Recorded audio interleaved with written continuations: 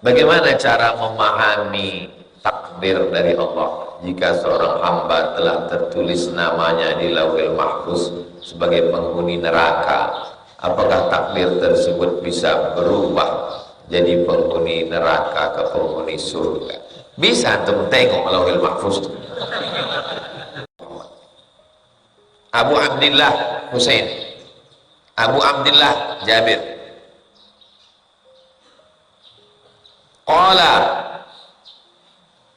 an Abi Abdillah Jabir bin Samurah radhiyallahu anhuma. Kenapa dua? Karena dia dan ayahnya sama-sama sahabat Nabi. Allah meridhai keduanya. Qala, dia berkata, kuntu usalli ma'an Nabi. Saya salat bersama Rasulullah sallallahu alaihi wasallam. As-salawat, bukan satu salat. Kalau satu salat, kalau banyak salawat. Salat. Saya salat dengan Nabi, banyak salat, bukan sekali salat, banyak salat. Fakanat salatuhu qasdan. Nabi itu kalau salat, salatnya itu qasdan, tidak terlalu lama, tidak terlalu cepat, tidak terlalu panjang ayatnya, tidak terlalu pendek, qasdan. Wa khutbatuhu qasdan, dan khutbahnya juga qasdan, tidak terlalu panjang, tidak terlalu pendek. Rawahu Muslimun, diriwayatkan oleh Imam Muslim. Hadisnya hanya ada dalam Sahih Muslim, dalam Sahih Bukhari tak ada. Sebagaimana kebiasaan Imam Nawawi, disebutkannya periwayatnya, disebutkannya matannya. Matan itu teks, isi hadis. Disebutkannya kata-kata yang sulit dipahami. Kata yang sulit dipahami qasdan. Qauluhu qasdan ay, artinya bainat tuli wal qisar. Tul, panjang. Makanya jalan yang panjang disebut dengan jalan tul. Jalan terpanjang dari sini ke Batin Solapan. Aina tazhabu ya akhi? Ana azhabu ila Batin Solapan fi tariqi tul, jalan tol. Baina tul, antara panjang, wal qisar, dan pendek. Nanti antum waktu menyampaikan hadis ini di kampung atau di kampus, kalau kebetulan antum jadi dekan Fakultas Perikanan Universitas Undri, habis sholat zuhur, kepada semua adik-adik mahasiswa, jangan pulang dulu. Habis sholat zuhur jangan masuk kelas dulu, kita baca satu hadis dulu, karena ini dulu yang kami baca dengan Ustaz Somad setiap subuh Rabu. Antum balik ke kampung, terpilih jadi kades. Kepada bapak-bapak RT RW, besok kita rapat. Sebelum habis rapat, jangan pulang dulu, kita baca satu hadis. Hadis-hadis terbaik dalam Sahih Bukhari, Sahih Muslim, Sunan Abi Dawud, Sunan Tirmidzi, Sunan Nasai, Sunan Ibnu Majah, susun Imam Nawawi, Riyadhus Shalihin. Pas antum membacakan hadis ini, saya sholat bersama Nabi, ayatnya sedang, tidak terlalu panjang, tidak terlalu pendek. Datang jamaah bertanya, berapa menit Ustaz? Pokoknya tak terlalu panjang lah. Kalau zaman sekarang ada rekamannya, Ustaz Somad dulu kalau dia ceramah tak terlalu panjang, tak terlalu pendek. Berapa lama? 600 ml. Ada rekamannya. Kalau zaman Nabi tak ada rekaman, maka tak bisa langsung ke hadis, karena kita tak jumpa sama Nabi.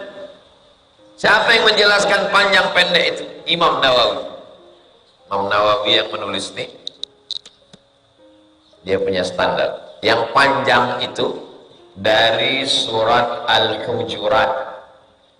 Minta Quran. Standar panjang itu dari surat Al-Hujurat sampai kepada sebelum juz amma. Surat Al-Hujurat.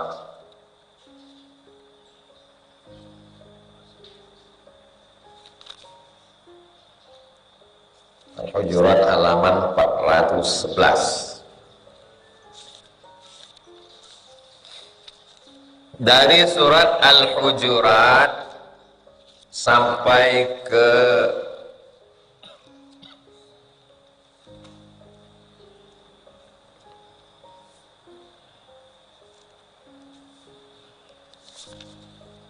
Al-Hujurat, surat-surat dari Al-Hujurat sampai ke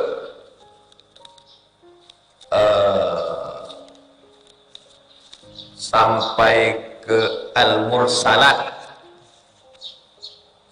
Dari Al-Hujurat ke Mursalat ini disebut dengan Qul, surat-surat panjang. Dari An-Naba amma yatasa'alu sampai ke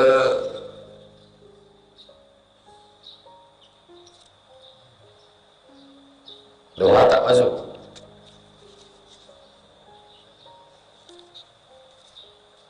Dari An-Naba sampai ke Asy-Syams wal laili idza yaghsha, ke Al-Lail itu disebut dengan mutawassit, sedang. Dari Ad-Duha ke An-Nas itu disebut dengan qisar, pendek. Nah, ini tiga ini pembagian. Dari Al-Hujurat ke Al-Mursalat disebut Qul, panjang. Dari An-Naba sampai ke Al-Lail itu disebut mutawassit, sedang. Dari Ad-Duha sampai ke An-Nas itu disebut dengan qisar. Kapan dibaca panjang, kapan dibaca sedang, kapan dibaca pendek? Yang panjang ini dibaca pada zuhur dan subuh. Zuhur, subuh itu dibaca Qul. Yang sedang dibaca pada Isya dengan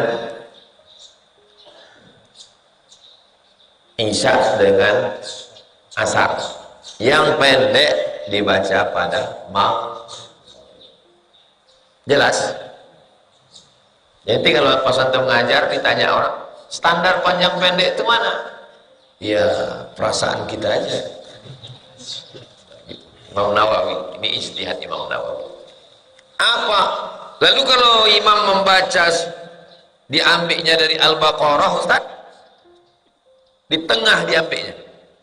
Maksudnya jangan lebih dari sepanjang surat-surat yang ada di Al-Hujurat.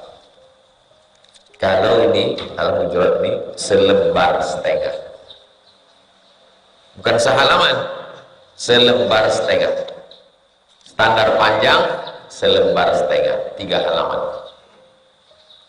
Yang sedang sekitar selembar. Yang pendek antara sehalaman dengan setengah halaman. Itu standar ijtihad Imam Nawawi setelah dia membaca banyak beberapa hadis. Cara bacanya, kenapa juga pendek tapi bacanya panjang? Kalau dia ambil dari tengah Al-Baqarah pada sholat subuh dengan sholat zuhur, dibacanya 1 lembar setengah, masih dalam standar. Karena antara Al-Hujurat dengan Al-Mursalat itu panjang surat-surat itu lebih kurang selembar setengah. Paham kan? Walaupun diambilnya di tengah Ali Imran, diambilnya Al-Kahfi, diambilnya Yasin, pada sholat subuh dan zuhur jangan lebih dari selembar setengah. Tapi kalau dia mau ambil 1 surat putus, maka ambillah dari Al-Hujurat sampai Al-Mursalat. Kalau mau ambil putus, mana yang lebih afdal? Membaca 1 surat putus habis atau mengambil dari tengah. Dalam mazhab Syafi'i lebih baik satu surat habis daripada mengambil dari tengah. Itu maka imam-imam tua atau masjid-masjid tua itu selalu pakai surat habis, satu surat habis. Dulu saya tak paham kenapa begitu. Rupanya dalam mazhab Syafi'i lebih baik satu surat habis daripada mengambil di tengah. Sekarang imam-imam yang baru, yang muda-muda banyak mengambil dari tengah. Tidak salah, karena itu ijtihad. Bedakan antara Quran, hadis dengan ijtihad. Ini ijtihad. Wa khutbatuhu qasdan, khutbahnya juga sedang, tak terlalu panjang. Memuji Allah, sholawat ke Nabi, ayat, wasiat dalam khutbah, doa. Seagak-agak macam itulah. Maka saya kalau khutbah Jumat tidak lebih dari 20 menit. Standar saya dari dulu. Ini ada orang hari Jumat khutbah sampai 1 jam. Demikianlah khutbah yang singkat ini. Orang udah gelisah, belum makan, mau masuk kantor. Khutbah 20, gas. Saya kalau khutbah saya gas suara setinggi-tinggi. Karena orang mengantuk, waktu pendek. Maka dulu Ustadz Lukman Syarif, Ketua MUI Dumai, membuat bengkel khotib. Saya diundang dengan Prof. Alaidin. Bertiga dengan Ustaz Lukman. Kenapa kita buat bengkel khotib? Karena banyak khotib ini rusak, mesti dimasukkan ke bengkel. Orang tak pernah datang pengajian, satu-satunya pengajian yang masuk ke telinganya khutbah Jumat. Khutbah Jumatnya pula slow. Saudara kita di Palestina sedang teraniaya. Orang mendengar betul apa tidak ini gitu. Nabi itu kalau khutbah sampai merah matanya, seperti orang memperingatkan sedang panglima perang gitu. Nah, ada masanya slow, ada masanya menangis, ada masanya kuat, ada masanya lemah. Hadis 149. Wa an Abi Juhaifah, namanya Wahab bin Abdullah, nama kunyahnya Abu Juhaifah radhiyallahu anhu. Allah, dia berkata, akhan nabiyyu, akhi saudaraku. Akha mempersaudarakan, Nabi mempersaudarakan. Baina Salman wa Abi Darda, Nabi mempersaudarakan antara Salman dengan Abu Darda. Kenapa Salman dan Abu Darda? Karena Salman bukan orang Arab, Al-Farisi orang Persia, dipersaudarakan dengan Abu Darda yang orang Arab. Salman kau orang Persia sini, Abu Darda kau orang Arab, kalian bersaudara. Fazara Salman Abu Darda, ini dalil orang mesti bersaudara. Saya selama kita mengaji ini belum ada yang pernah saya persaudarakan. Kau bersaudara sama ini. Tapi saya sudah usulkan ke grup supaya semua nomor diambil persaudara. Ada di antara nih yang punya bisnis usaha, ada yang mau nyari karyawan, ada yang nyari kerja, pertemukan. Ada yang mau menikahkan anak, ada yang punya usaha catering, pertemukan. Ada yang punya mobil kotor, ada yang dorsmir. Jangan cuma ngaji aja, ngaji. Dipersaudarakan dalam pengajian. Masih hidup lagi grupnya? Terus share info supaya datang nanti kumpul semua pada hari Jumat malam Sabtu di Masjid An-Nur, salat maghrib berjamaah. Itu yang bisa kita tolong untuk Palestina. Fazara Salman Abu Darda, Salman Al-Farisi mengunjungi Abu Darda. Jadi kalau sudah bersaudara, kunjung mengunjungi.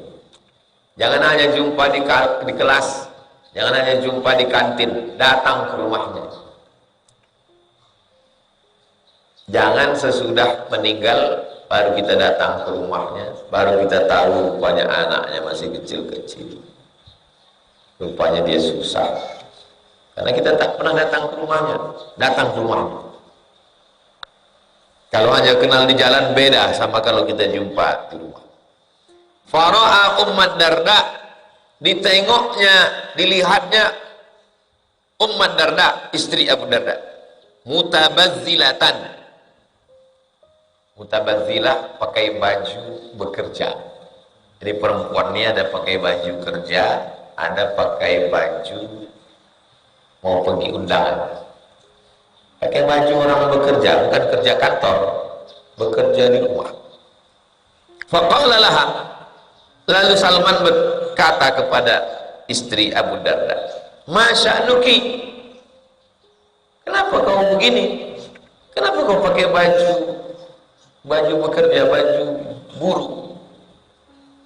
Tak bagus." Qalat, istri Abu Darda menjawab, "Akhuka, saudara kau Abu Darda, laisa lahu hajatun fid dunya." Abu Darda udah tak berhajat lagi dengan dunia ini. Maka aku begini keadaan. Faja'a Abu Darda fasana'a lahu ta'aman. Abu Darda datang, dibuatkannya makanan, biasanya tepung gandum, dicampur dengan minyak sapi, dibuatkan adonan, lalu dibakar. Kata dia, "Kul, Salman, ini kubuatkan kau makanan, kul. Fa inni sha'im." Tapi aku tak ikut makan sama kau, karena aku puasa. Apa kata Salman? "Ma ana biakilin, aku tak akan makan roti ini hatta ta'kula, sampai kau makan. Tak aku makan roti ini sampai kau makan." Fa'akalah, dia pun ikut makan. Ini dalil bahwa orang yang puasa sunat boleh membatalkan puasanya kalau ada tak. Nanti antum datang ke rumah kawan antum, disiapkannya makan, makanlah. Kau tak makan, aku puasa. Sedangkan Abu Darda aja membatalkan puasanya karena Salman, masa kau tak membatalkan karena aku? Insya Allah dia makan, kalau dia tak bisa menjawab. Tapi kalau dia bisa menjawab, jawabnya. Yang mengajak itu Abu Darda, kau bukan Abu Darda. Falamma kana al-lailu, waktu datang waktu malam, zahaba Abu Darda yaqum. Abu Darda qiyamul lail, tahajud malam. Faqala lahu nam. Lalu kemudian kata si Salman, tidur Abu Darda. Fanama, dia tidur. Summa zahaba yaqum faqala lahu nam. Habis itu dia mau tahajud lagi, kata Salman, tidur wahai Abu Darda. Falamma kana min akhiril lail, qala Salman, udah di ujung-ujung dah mau subuh, barulah kata Salman, qum, sekarang tahajudlah. Abu Darda ini digasnya tahajud itu dari awal sampai ujung. 3 kali tidur, pas tengah malam tidur, dah di akhir malam qum. Fasallaya jami'an, salat mereka berdua, Salman dengan Abu Darda. Faqala lahu Salman, baru dikatakan Salman kepada Abu Darda, inna li rabbika 'alaika haqqan, Allah punya hak terhadap dirimu. Kasih hak Allah. Apa hak Allah? Ibadah. Wa inna li nafsika 'alaika haqqan, badanmu punya hak terhadap dirimu. Kasih hak badan. Apa itu hak badan? Makan, jangan puasa terus. Tidur, jangan tahajud terus. Wa li ahlika 'alaika haqqan, istrimu punya hak. Apa hak istri? Kasih dia belanja, kasih dia keperluan hajat dia. Fa'ati kulladzi haqqin haqqahu, semua yang berhak terhadap dirimu kasih haknya. Kalau tidak ditunaikan maka jadi suami yang zalim, aniaya. Fa'atan nabiyya, lalu dia datang kepada Nabi. Lapor Abu Darda ke Nabi. Fadzakara dzalika lahu. Ya Rasulullah, aku tahajud sepanjang malam, disuruh Salman tidur. Aku puasa, disuruhnya makan. Ku tinggalkan istriku, disuruhnya kasih hak. Faqala Nabi, Nabi berkata, apa kata Nabi? Shadaqa Salman. Yang betul Abu Darda apa Salman? Shadaqa Salman. Betul Salman. Rawahul Bukhari. Hadis ini disebutkan oleh Imam Al-Bukhari dalam kitab Sahih Al-Bukhari. Itu hadis yang kita kaji sebelum ini. Pertemuan akan datang 150.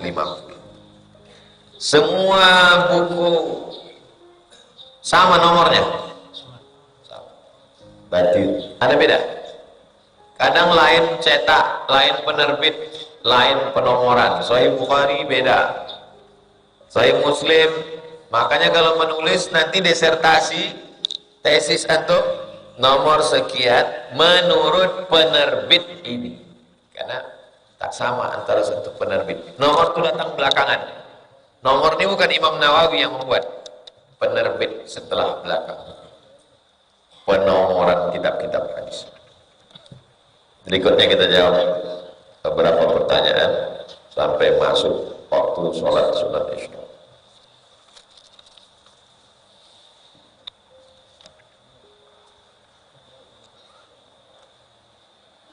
Rukun khutbah itu apakah wajib ada pada dua khutbah atau cukup ada pada salah satunya saja? Ada yang wajib ada pada dua-duanya, ada yang wajib pada salah satunya saja. Doa itu hanya satu, ada pada dua. Takwa ada pada satu, ada pada dua. Doa kalau ada pada satu baik, tak ada, ada pada dua.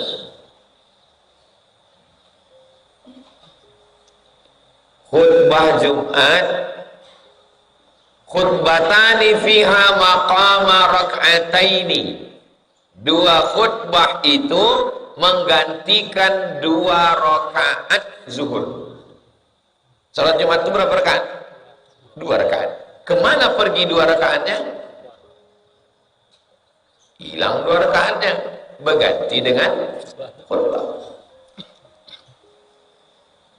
Kalau yang digantikan tak boleh berbahasa Indonesia, maka yang menggantikan pun tak boleh berbahasa Indonesia.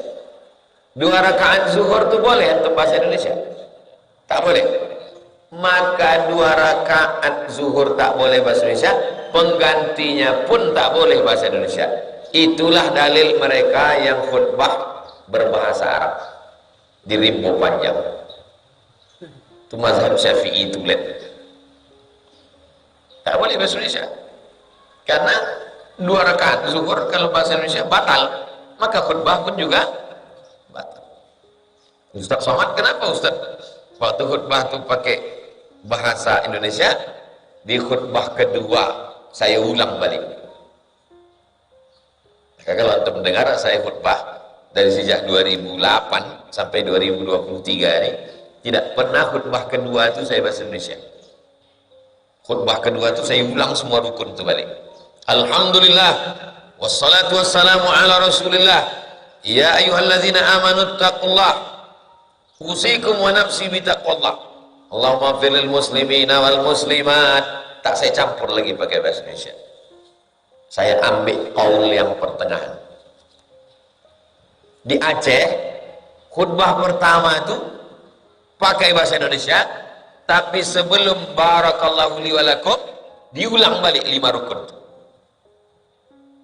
Maka sampai saya ke Aceh, dibisikkan pengurus, Ustaz, sebelum barakallah ulang balik 5 rukun itu. Marilah kita tolong saudara kita di Palestina, bahasa Indonesia kan. Habis itu ulang balik 5 rukun. Alhamdulillah, salatu wassalamu ala Rasulillah.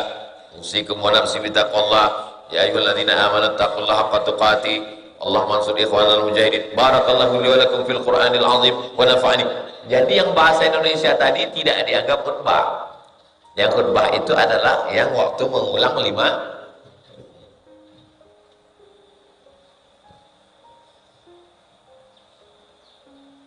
Misal wasiat takwa sudah ada pada khutbah 1, lalu tidak disampaikannya lagi pada khutbah yang kedua, apakah sah?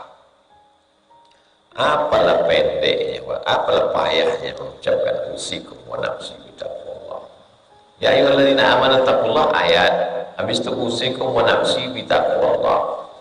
Maka sebutkan untuk al-khuruju minal khilafi aula, keluar dari khilaf lebih utama. Sebutkan aja rukunnya di awal. Semua rukun tuh men. Berapa detik lah kalau disebutkan semua rukun. Kita hitung betul ya. Alhamdulillah wassalatu wassalamu ala rasulillah. Allahumma salli ala sayyidina Muhammad wa ala ali sayyidina Muhammad. Ya ayyuhalladzina amanu taqullaha haqqa tuqatih. Usikum wa nafsi bitaqwallah. Allahumma firil muslimina wal muslimat. 15 detik. Khutbah tercepat di dunia. Duduk itu. Habis duduk itu berdiri lagi. Alhamdulillah wassalatu wassalamu ala rasulillah. Allahumma salli ala sayyidina Muhammad wa ala ali sayyidina Muhammad. Ya ayyuhalladzina amanu taqullaha usikum wa nafsi bitaqwallah. Allahumma firil muslimina wal muslimat. Koman. Sah salat Jumat. Panjang khutbah. Setiap laki-laki wajib tahu rukun khutbah. Kenapa?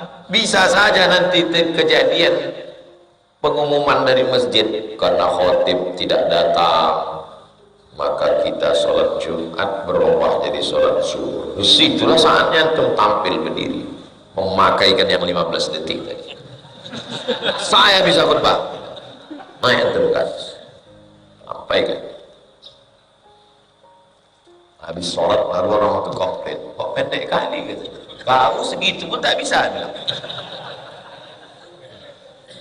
Dalam fi ulumil Quran Imam As-Suyuti. Kalau mau yang modern al-Itqan, yang modern Manahilul Irfan Makkiyah. Kalau antum mengatakan sifat 20 itu tidak ada di zaman Nabi, lalu karena tak ada di zaman Nabi bid'ah, maka sifat 3 uluhiyah, rububiyah, asma' wa sifat lebih bid'ah lagi. Karena itu abad ke-8. Itu karena itu Imam Abul Hasan Al-Asy'ari yang layak ya tidak salaf, dia abad ke-8. Salaf itu definisinya 3 abad per, itu disebut dengan salaf. Saya tak mau mengambil akidah ini dari Imam Asy'ari. Saya langsung ke Quran dan Sunnah. Sunnah kau ambil dari siapa? Dari Bukhari. Kan nampak bodoh itu. Kenapa tak kau langsung ambil ke Nabi? Dari mana kita tahu Sunnah? Dari Imam Bukhari. Kenapa tak langsung ke Nabi? Karena Imam Bukhari yang meriwayatkan. Begitu juga lah akidah Asy'ari. Karena dia yang meriwayatkan, menyusun secara sistematis. Apa boleh berakikah anak laki-laki dengan 1 kambing dengan alasan kambingnya besar? Kalau mazhab Syafi'i 2 kambing anak laki-laki. Kalau mazhab Hanafi 1 kambing. Makanya fikih sunnah Said Sabiq, bukanlah fikih sunnah Said Sabiq 1, walaupun laki-laki. Karena Syekh Said Sabiq itu mazhabnya Hanafi. Saya berjumpa dengan Syekh Said Sabiq, penulis fikih sunnah, tahun 1999 pas libur musim panas. Dia ngajar di Masjid Al-Hadiyul Islam 24 tahun yang lalu. Datang saya ke situ. Saya baru semester 3. Nengok saya Sabiq. Kecil orang. Kayak topi Azhar yang merah di sini. Kayak jubah 2 lapis. hitam di luar putih. Yang membawa saya Ustadz Misran, mudir Al-Aufiyah, yang dulu di Ihsan Boarding School. Pulang dari masjid itu ditanya, paham kau? Tidak. Saya sambil udah tua, tak jelas apa yang dicakap. Jadi kata saya Sabik, cukup satu ekor yang pakai mazhab Hanafi. Saya pakai mazhab Syafi'i. Maka anak saya laki-laki 2 orang, dua-dua tuh kambingnya 2 ekor. Jadi tidak ditengok dagingnya berapa kilo, karena Nabi tak ada nyebut daging. Tak ada dibilang Nabi kalau dagingnya banyak 1 aja, kalau dagingnya sedikit tak ada. Nabi hanya menyebut syataini, 2 ekor kambing. Maka saya pakai riwayat yang 2 ekor. Tapi kalau ada orang membuat 1, tak saya salahkan, karena berarti dia mengikut mazhab. Kalau ada orang membuat 1, 2 kemungkinan. Pertama, dia ikut Hanafi atau dia ikut bakhil, karena dia pelit, apuk, pilihnya Hanafi. Kok 1 ekor? Boleh. Apa boleh berakikah 1 ekor sapi dengan alasan 5 orang pesertanya?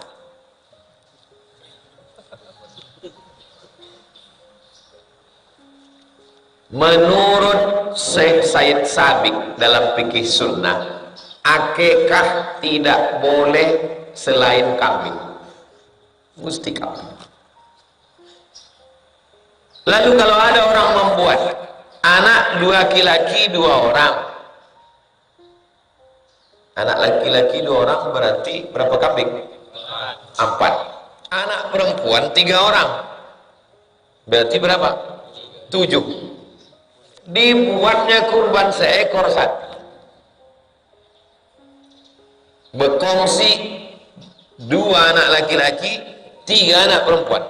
Antum punya anak laki-laki, antum punya anak laki-laki, antum punya anak perempuan, berkongsi kalian menyembelih 1 lembu. Menurut fikih sunnah Said Sabik tak sah, karena kalian mesti 1 kambing yang mesti.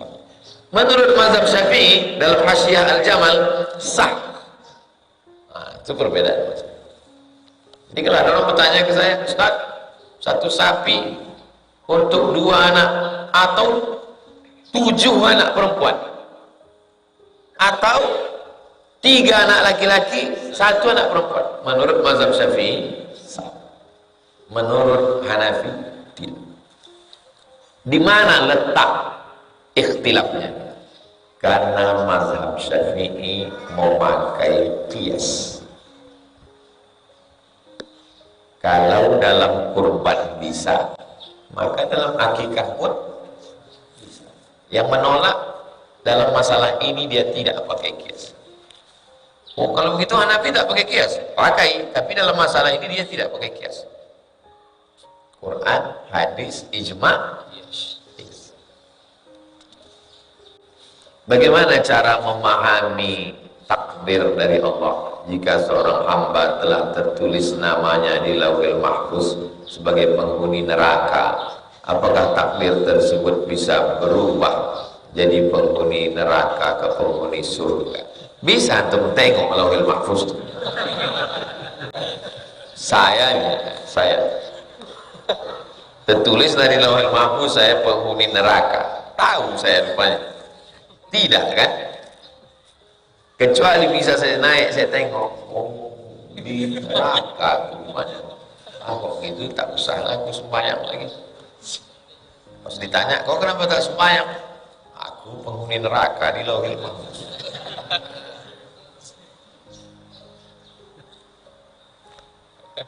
Ketetapan yang disebut Allah melalui lisan Nabi Muhammad SAW bahwa ada catatan di Lauhil Mahfuz, tujuannya apa? Tujuannya supaya kita semangat beramal. Antum semangat nih beramal hari ini mencari rezeki, karena antum yakin bahwa rezeki antum sudah ditetapkan Allah di Lauhil Mahfuz. ketika sesuai antara kerja keras antum dengan rezeki yang dapat, antum menjadi orang yang bersyukur. Ketika antum sudah tunggang langgang lintang tukang ternyata tak dapat macam yang diinginkan, antum menjadi orang yang ridho menerima takdir. Bedanya kalau tak ada takdir, ketika antum bersemangat antum dapat, antum sombong karena antum bilang ini aku 100%, tak ada lauhil mahfuz. Dan ketika antum tak dapat, antum segera ke jembatan Leton, karena menurut antum kegagalan antum. Itulah manfaat dari lauhil mahfuz. Apakah Allah Maha Kuasa untuk menghapus catatan di lauhil mahfuz? Ya. Yamhullahu ma yasha wa yusbit. Allah kuasa untuk menghapus catatan di lauhil mahfuz. Wa yusbit. Dan Allah kuasa juga menetapkan, membiarkannya. Wa indahu ummul kitab. Dia punya ummul kitab. Ummul kitab dia lauhil mahfuz itu. Nama lainnya ummul kitab. Induk dari segala buku di dunia ini adalah lauhil mahfuz. Bahasa lainnya big data. Seluruh data di dunia ini berapa tera itu ada di lauhil mahfuz. Buku besar catatan ada di situ. Dan tak ada orang yang naik situ untuk mengintip-intip apa isi. Makanya hubungan kita dengan Allah itu husnul. Kita husnuzon sama Allah. Saya husnuzon sama Allah bahwa saya dipilihnya menjadi umat Nabi Muhammad SAW. Saya dipilihnya untuk hidup tahun 2023 supaya bisa tabligh akbar. Kalau hidup saya dulu zaman Nabi Muhammad, mana bisa tabligh akbar? Sahabat-sahabat besar, jadi orang biasa aja gitu. Dan jangan ikut Abu Lahab gitu. Saya husnuzon pada Allah, husnuzon.